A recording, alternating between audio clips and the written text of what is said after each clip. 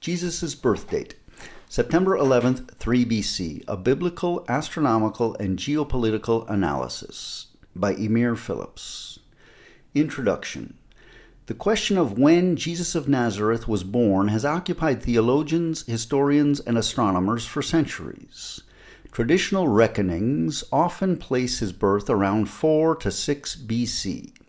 Yet new and compelling evidence rooted in scripture, astronomy, and historical chronology points to a precise date, September 11th, 3 BC, Tishri I, Rosh Hashanah.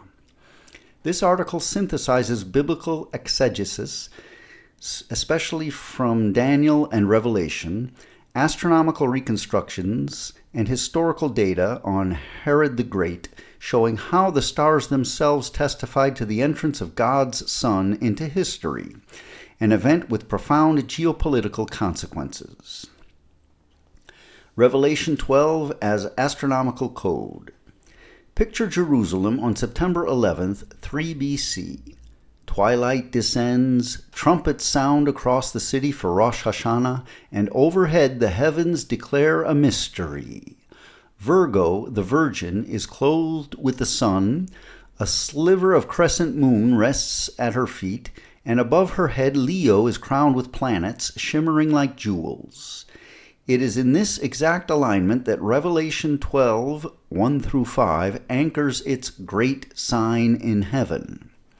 Revelation 12, 1-5 describes a great sign in heaven, a woman clothed with the sun, the moon under her feet, and on her head a crown of 12 stars. Dr. Michael Heiser and others have argued that this is not merely symbolic, but an astronomical configuration. The woman means Virgo, the constellation of the Virgin. Clothed with the sun means the sun in Virgo's torso. Moon under her feet means a new crescent moon positioned under Virgo's feet.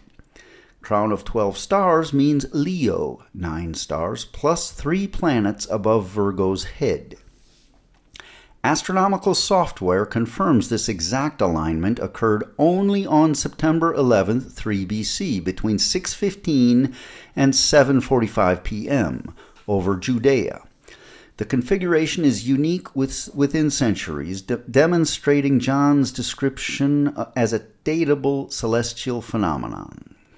This image shows Virgo with the sun in her torso, the moon under her feet, and Leo above her crowned with planets, an unmistakable fulfillment of Revelation 12, 1-5.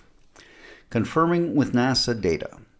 What makes this analysis especially compelling is that it is not speculation but verifiable through NASA's publicly available astronomical databases. By using the NASA JPL Horizon system, one can input Jerusalem's coordinates and the date September 11th, 3 BC, astronomical year -2, and generate exact positional data for the Sun, Moon, Jupiter, Venus, Mars, and Mercury, along with the fixed star Regulus. The resulting tables confirm with precision that the sun was in Virgo's midsection, the thin crescent moon was under her feet, and Leo was crowned with 3 planets in addition to its 9 stars, exactly as Revelation 12 describes. Cross-checking the output with free planetarium software such as Stellarium allows the alignment to be visualized in real time, showing the unique, nearly 90-minute window in which all conditions match simultaneously. NASA's data even confirms the lunar illuminated fraction, nearly 3%, that places a new crescent moon beneath Virgo's feet. This means the claim is not merely theological poetry, but astronomically demonstrable. A heavenly timestamp encoded into the fabric of the sky itself. Daniel 9 and the 69 Weeks Prophecy. Daniel 9, 24-27, sets forth one of Scripture's most detailed prophetic calendars. It speaks of 70 weeks, 77s of years, or 490 years total, decreed upon Israel and Jerusalem until the fulfillment of God's redemptive plan. The prophecy begins with the decree to rebuild Jerusalem.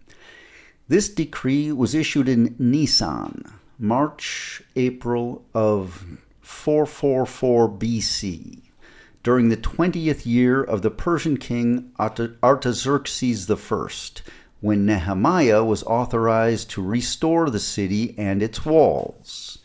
Nehemiah 2. From that starting point, Daniel says, there will be 69 weeks of years. 7 plus 62 equals 69 times 7 equals 483 years, until the coming of an anointed one, a prince. Using the prophetic calendar of 360-day years, 483 years equals 173,880 days. Counting forward from Nisan 444 BC brings us precisely to AD 33, the year of Jesus' Passion. This places the fulfillment exactly where the Gospels testify. Jesus' triumphal entry into Jerusalem on Palm Sunday, March 30th, AD 33, marks his public presentation as king. Compare Zechariah 9:9 and Luke 19:28 through 40. Just days later, Daniel's prophecy is fulfilled again when the anointed one shall be cut off. Daniel 9:26. Jesus' crucifixion on April 3rd, AD 33.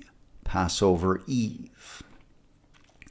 Luke further confirms the chronology. Jesus was about 30 years of age, Luke 3:23, when he began his ministry, which Luke situates in the 15th year of Tiberius Caesar, AD 28-29.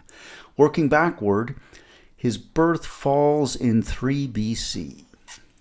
This prophetic precision reinforces that history and eternity converge in the Incarnation.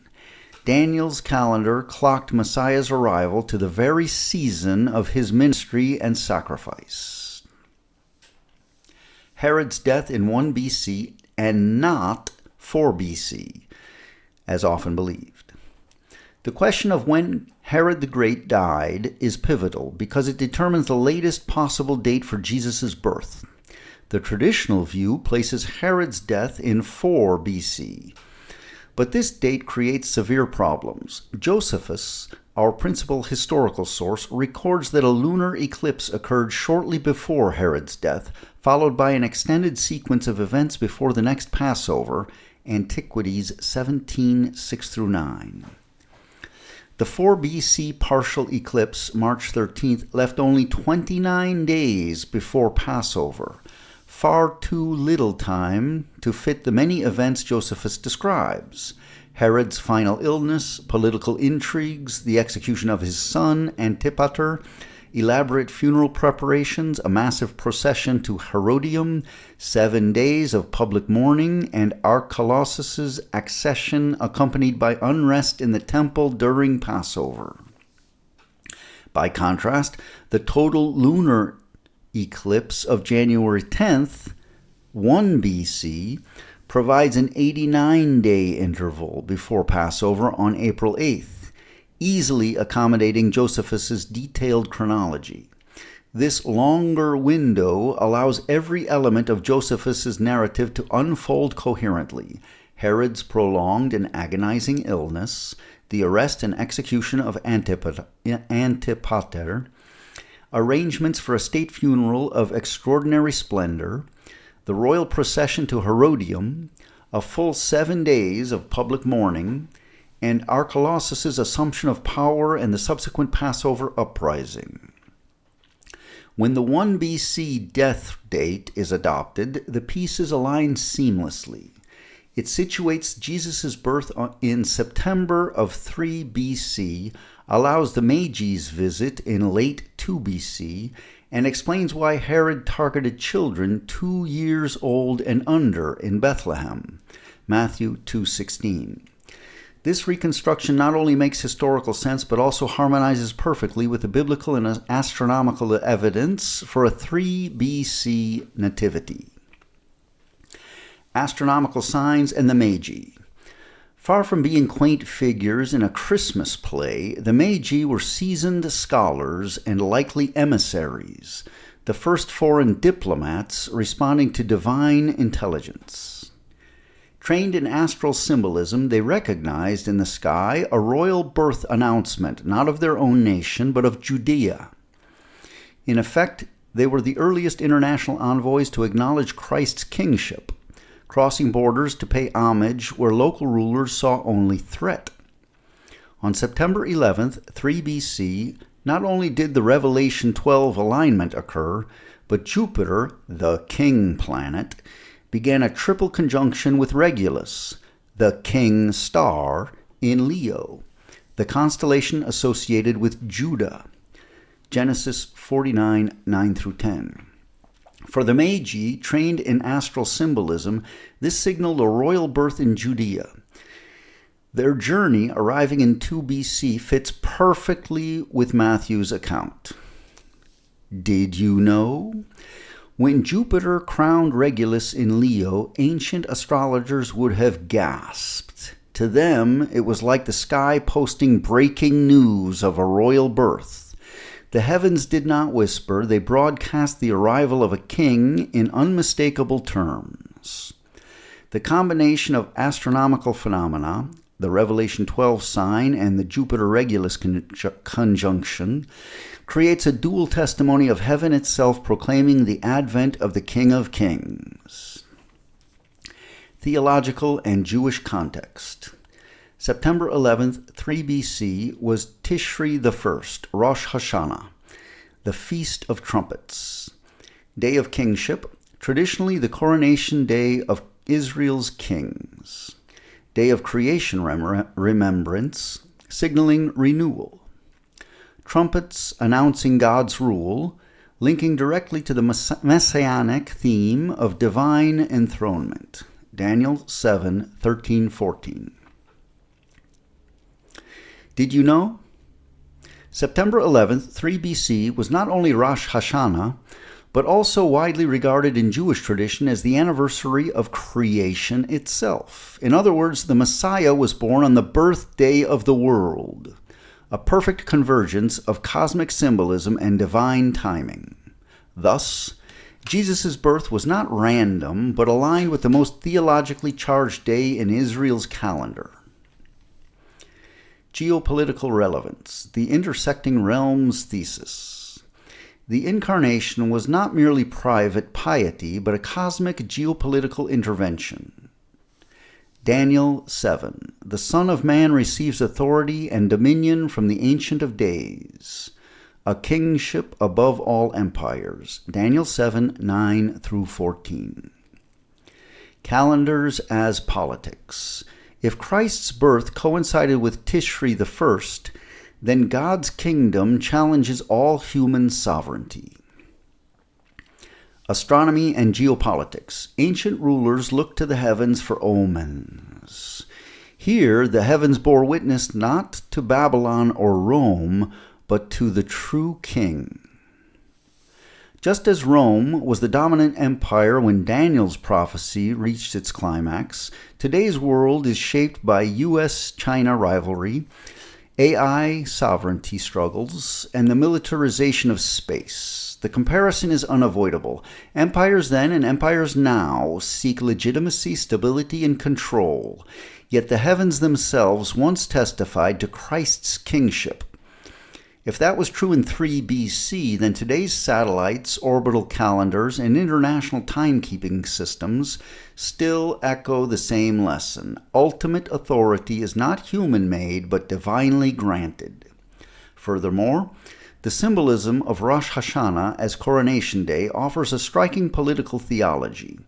Just as ancient Israel marked the enthronement of kings with trumpets, modern regimes deploy holidays, state ceremonies, and military parades to assert sovereignty and inspire loyalty.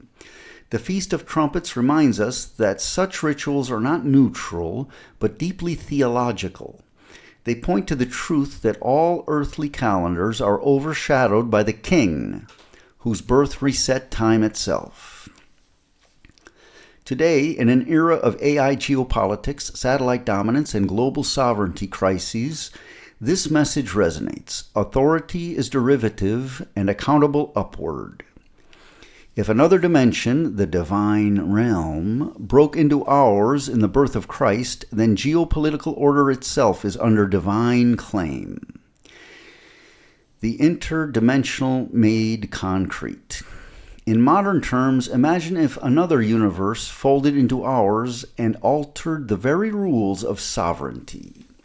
That is precisely what the Incarnation was, a transfer of divine legitimacy into human history. It was not simply a religious moment, but a structural disruption of political reality, a higher kingdom imposing its authority on every earthly regime. This is why Daniel 7's vision of the Son of Man receiving dominion, Daniel 7:13-14, is not abstract mysticism, but geopolitical reality, heaven's decree intersecting history's stage. Conclusion.